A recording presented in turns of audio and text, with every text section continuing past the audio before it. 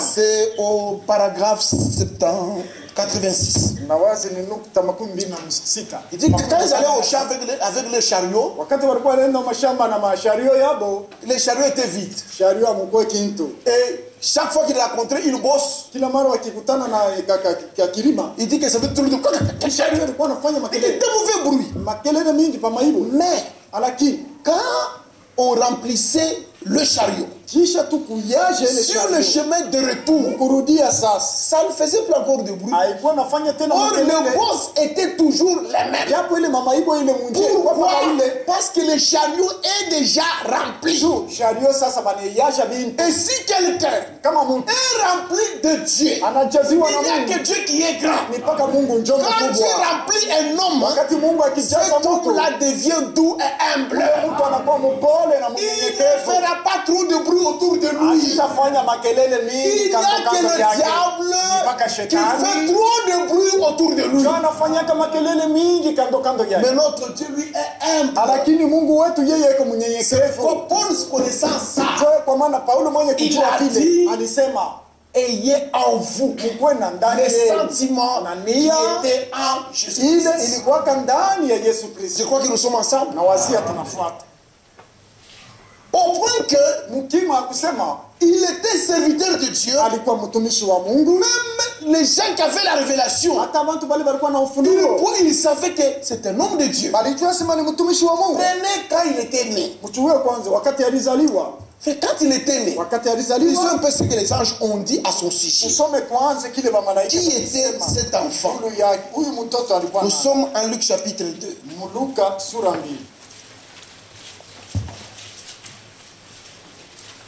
Verset 10 à 12. Mais l'ange leur dit, ne craignez point, car je vous annonce une bonne nouvelle qui sera pour tout le peuple le sujet d'une grande joie. C'est qu'aujourd'hui dans la ville de David,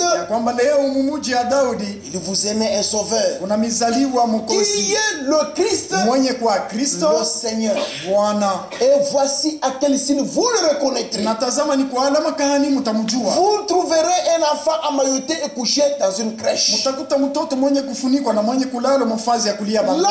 dit au berger, c'est lui qui vient de naître, c'est le sauveur du monde, c'est lui le Christ, le Seigneur. Ce ne sont pas trois personnes. Le sauveur, Christ, Seigneur, c'est toujours une seule personne. Maintenant l'ange met en garde les bergers. Faites attention, parce que vous êtes arrivé là-bas, vous cherchez le grand roi, le grand sauveur qui vient de naître.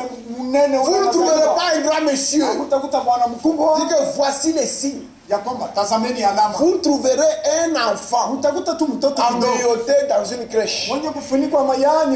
Cet enfant-là, c'est lui le Seigneur.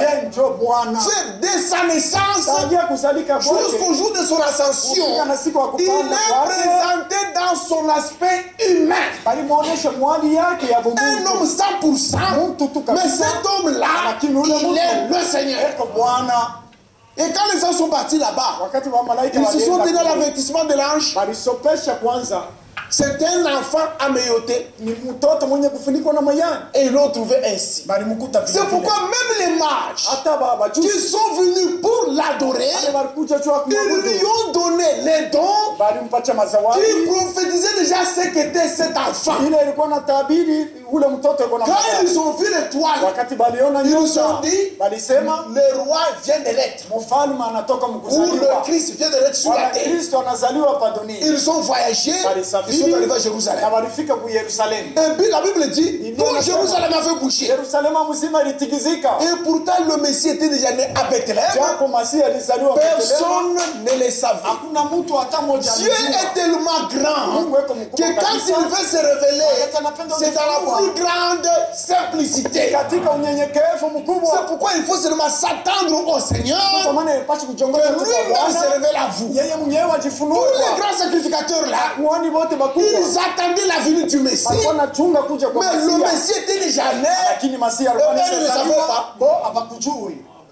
Quand le mage arrive à Jérusalem, la nouvelle circule. Les mages sont venus de l'Orient. Ils ont dit que le Messie est déjà né. Il y a eu de tumulte dans la ville. Le roi a appelé les scribes et les sacrificateurs. Dites-moi où devrait être le Christ. On lui a dit que c'est à Bethléem en Judée. Il a appelé le mage. Il a dit allez à Bethléem en Judée. Si vous le trouvez, vous venez aussi me signaler. J'irai aussi l'adorer. Ce que le roi disait là, ce sont les lèvres qui parlaient. Dans son cœur, il voulait tuer l'enfant. C'est pourquoi un chrétien doit être ce qu'il dit. C'est ce qui doit être aussi dans son cœur. Il ne faut pas dire une chose par le lèvre. Dans votre cœur, il y a autre chose. Frère Alexis, j'ai besoin de votre vélo. Frère, passez demain matin, vous allez prendre le vélo. Dans votre cœur, moi je vais sortir à 4 heures. À 4 heures, vous sortez, vous partez. Vous n'êtes pas honnête. Vous devrez dire ce que vous pensez. Si vous voulez dire, je ne suis pas d'accord de vous donner mon vélo, dites-lui. Moi, je ne donne pas le vélo parce que demain, j'irai au champ avec ça. Vous allez prendre le cœur autre chose. Vous allez l'adorer, vous viendrez me le dire, moi aussi je vais l'adorer. Mais Dieu voyait son cœur. Les mages sont arrivés là-bas. Quand ils sont sortis de la ville, ils ont revu la même étoile. Et l'étoile est allée jusqu'à la maison où était l'enfant. Ils ont trouvé l'enfant. Ils ont ouvert leur sac. Qu'est-ce qu'ils lui ont donné comme offrande? Nous sommes dans Matthieu chapitre 2. Je crois jusqu'à là nous sommes ensemble. 2 verset 11. Ils entrèrent dans la maison, virent le petit enfant avec Marie sa mère, se prosternèrent et l'adorèrent. Ils ouvrirent ensuite leur trésor et lui offrirent en présent de l'or, de l'encens et de la myrrhe. Ils ont offert à cet enfant de l'or, encens, et la myrrhe. Ce sont les dons qu'ils ont offerts à l'enfant. Ces dons qu'ils ont offerts ici, ce sont des dons que Dieu avait inspirés. Ça signifie quoi? L'or représente la divinité. Si vous allez dans l'ancienne alliance, on avait construit l'arche de l'alliance en bois d'acacia. Maintenant, on avait couvert ce bois-là d'acacia avec l'or pur. Parce que le bois ou l'arbre représente une personne, une personne humaine. Maintenant, nous qui étions des hommes, en Christ, nous sommes couverts par sa divinité. C'est pourquoi l'arche était totalement couverte d'or pur. Il représentait la divinité. Ils lui ont offert de l'encens. C'est quelque chose qu'on utilisait au service dans les temples. On brûlait ça, c'était un parfum de bonne odeur. Et la myrrhe était un parfum avec lequel on embaumait les morts. Ça signifie que cet enfant, c'est Dieu au service de la mort. Est-ce que nous sommes ensemble? Est-ce que nous sommes ensemble? L'enfant qui venait de naître, c'est le Dieu créateur de toutes choses. Cette fois-ci, il est serviteur pour mourir à la place de l'homme. C'est pourquoi il est présenté toujours comme un homme. homme. Voilà pourquoi, en tant qu'homme, quand il était né, on l'a pris, on l'a amené au temple. Imaginez-vous, dans Luc 2, là où nous avons lu, on a dit que l'enfant qui venait de naître est le Seigneur. Le 8e jour, on va le circoncire, on va le présenter aussi au Seigneur. Y a-t-il des seigneurs? Il n'y a pas de Seigneur. Cette fois-ci, le Seigneur était serviteur et il suivait aussi la loi de Dieu. Dieu, ce n'est pas comme un homme. Frère Branham dit, Dieu a donné la loi que si tu fais ça, tu vas mourir. Maintenant, l'homme commet la faute. L'homme doit mourir. Mais là, Dieu dit non, moi je ne vais pas mourir à la place de l'homme. J'envoie quelqu'un d'autre mourir à la place de l'homme. C'est de l'injustice. C'est celui qui a donné la loi. Notre Dieu a décidé lui-même de venir et d'obéir à sa propre loi. Il est Dieu au service de la mort. C'est pourquoi en tant qu'homme, on l'a mis aussi comme un bébé, on l'a présenté au Seigneur. Quand il a grandi, à l'âge de 30 ans, il est allé aussi se faire baptiser. Tel que vous aussi on vous a baptisé. Il est arrivé là-bas, comme tout le monde. Il n'était pas seul. Même Jean ne le connaissait pas. Celui qui avait envoyé Jean lui avait dit, celui sur qui tu verrais l'esprit des saints, c'est lui. C'est pourquoi il disait aux gens, il y a parmi vous quelqu'un que je ne connais pas. Moi, je ne suis pas digne même d'enlever les lacets de son soulier. Il va partir de cet esprit du feu. Quand il l'a vu venir, il a dit non, non, c'est toi qui dois me baptiser. Il a dit non, il est convenable que nous accomplissons toute la justice. Il a dit ok. Et on l'a baptisé. Monsieur se sont couverts. Le Saint-Esprit est descendu. Et Dieu a parlé. Celui-ci est mon fils bien-aimé, en qui j'ai mis toute mon affection. Lui était Dieu. Il pouvait dire, je ne peux pas me faire baptiser. Non, il était l'agneau de sacrifice. Avant d'être offert, il devait être lavé. Il suivait lui-même sa propre loi. Ce qui est arrivé lors de son baptême, c'est un modèle pour nous. Nous aussi, quand nous avons entendu la parole de Dieu, nous avons justifié Dieu. Nous avons dit Dieu, tu as raison, nous avons tort. Qu'est-ce que nous devions faire? Répentez-vous, soyez baptisés au nom de Jésus-Christ. Et nous nous sommes fait baptiser au nom de Jésus-Christ. Après que vous soyez baptisés au nom de Jésus-Christ, le ciel est déjà ouvert pour vous pour recevoir le Saint-Esprit. Et chacun de nous doit faire cette expérience-là. C'est-à-dire, quand vous croyez en Dieu, c'est bien, on vous baptise. Il n'y a pas de problème. Maintenant, Dieu aussi doit témoigner pour dire que j'agrée votre foi. L'agrément, c'est quand Dieu vous baptise de son esprit. C'est pourquoi ne vous considérez pas seulement vous avez cru, vous vous arrêtez là-bas. Avancez jusqu'au baptême du Saint-Esprit. Quand vous êtes scellés du Saint-Esprit, alors la Bible dit, vous êtes scellés jusqu'au jour de la rédemption. C'est-à-dire vous n'allez jamais vous perdre. Vous serez comme un wagon qui a été scellé pour Mweneditu. Mais arriva à Tenke, on a cheminé ça à Dilo.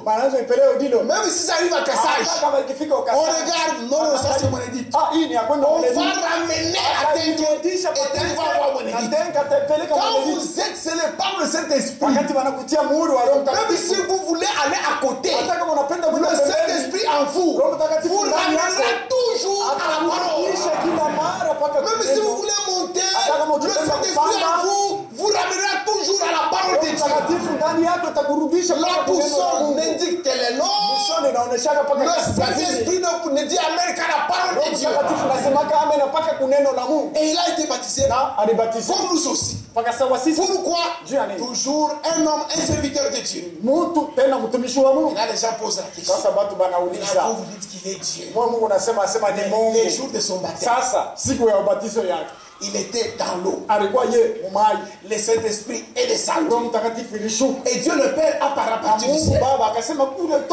Il y a 3 personnes en Dieu, non? Dieu le Père était au ciel. Dieu le Saint-Esprit est descendu. Et Dieu le Fils était dans l'eau. Tranquillise-toi. Réalisez bien la Bible. Dans cette Bible, il n'y a pas Dieu le Père, Dieu le Fils, Dieu le Saint-Esprit. Ça n'existe pas. Dans la Bible, il y a Dieu le Père, il y a le Saint-Esprit, et il y a le Fils de Dieu. Est-ce que nous sommes ensemble? Il n'y a pas de Dieu le Fils, Dieu le Saint-Esprit. Il n'y a que Dieu le Père, le Fils de Dieu et le Saint-Esprit. Ce ne sont pas 3 personnes. Tout comme nous avons vu que l'ange de l'Éternel et Dieu ne sont pas 3 personnes. Maintenant, alors qui a parlé au ciel? Parce que lui était sur la terre. Vous connaissez ce qui s'était passé sur le mont Sinaï. Disons un peu ça. Prenons Exode 19.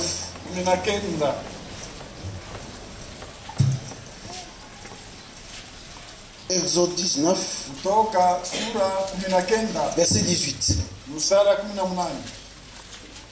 Le mont Sinaï était tout enfumé. Parce que l'Éternel était descendu du milieu de feu. Cette fumée s'élevait comme la fumée d'une fournaise. Et toute la montagne tremblait avec violence. Le son de la trompette retentissait de plus en plus fortement. Moïse parlait et Dieu lui répondait à haute voix. Ainsi l'Éternel descendit sur le mont Sinaï, sur le sommet de la montagne. L'Éternel appela Moïse sur le sommet de la montagne et Moïse monta. C'est le jour que Dieu a donné les 10 commandements. Dieu a quitté le ciel. Il est descendu. Il était sur la montagne. Et sur la montagne, il a appelé Moïse. Et Moïse était monté. Et Dieu parlait à haute voix. Et tout le monde entendait. Je pense jusqu'à là nous sommes d'accord. Maintenant, quand il était sur la montagne, quand il parlait là, la voix venait d'où? Néhémie va répondre. Prenons Néhémie chapitre 9. Néhémie c'est après deuxième chronique. Chapitre 9. Verset 13. Tu descendis sur la montagne de Sinaï. Tu leur parlas du haut des cieux. Est-ce que nous lisons ensemble? Est-ce que nous lisons ensemble? Tu descendis sur la montagne de Sinaï et tu leur parlas du haut des cieux. Au moment où Dieu était sur la montagne, mais quand il parlait, la voix venait du ciel. Maintenant qui parlait au ciel? Parce que lui était sur la montagne. Dieu est omniprésent. Il a dit, là où 2 3 sont assemblés en mon nom, je suis au milieu d'eux. Au moment où nous parlons ici, Dieu est ici présent. Nos frères qui se sont réunis à Likasi, Dieu est aussi présent. Nos frères qui se sont réunis à Bujumbura, Dieu est présent. Il est un Dieu omniprésent. Ne confondez pas Dieu avec les autres. Quand nous disons prions tous les seigneurs, car si vous écoutez, vous n'entendez rien. Mais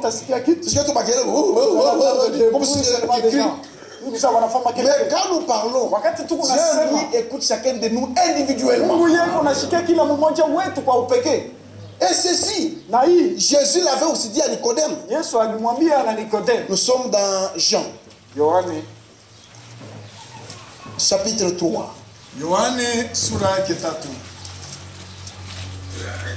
Verset 13. Mstari ya 13. Jean 3:13. Yohane 3:13. Personne n'est monté au ciel. Si ce n'est celui qui est descendu du ciel, le Fils de l'homme qui est dans le ciel. Ici, c'est lui qui parle avec Nicodème. Il lui dit que personne n'est monté au ciel. Si ce n'est celui qui est descendu du ciel, qui est-il? Le Fils de l'homme. Qui est au moment où je te parle encore au ciel. En tant qu'homme, il était sur la terre. En tant que Dieu, il était présent au ciel. Mais dans sa nature humaine, c'était un homme jusqu'à ce qu'il est allé mourir à la croix. Parce que ça, le service qu'il était venu accomplir. Et même à la croix, les gens sont toujours achoppés. Maintenant, quand il était à la croix, n'a-t-il pas dit, mon Dieu, pourquoi m'as-tu abandonné? Je peux dire que c'est mon pour vous sauver. Il demandait à son père pour venir le délivrer. Ce sont les gens qui ne connaissent pas le rachat qui disent ça. À la croix du calvaire, il s'est passé deux choses. La première des choses, il y a eu d'abord la séparation. La deuxième chose, c'était la réconciliation. Parce que Jésus était venu pour que Dieu se réconcilie avec les hommes. Ces deux choses se sont accomplies à la croix. Quand Adam a péché en Éden, le péché a causé la séparation entre l'homme et Dieu. Maintenant, dans l'œuvre de la rédemption, c'est lui qui devait prendre la place de l'homme. Il devrait d'abord goûter à la séparation. C'est-à-dire, c'est nous qui étions séparés de Dieu. Lui n'était pas abandonné de Dieu. C'est nous qui étions séparés. Maintenant, lui prenait notre place. Maintenant, à notre place, il a goûté à la séparation. Pourquoi? C'est nous qui étions séparés et lui mourait à notre place. Il a goûté à cette séparation. Au même moment, la Bible dit à 1 Corinthiens 5:19.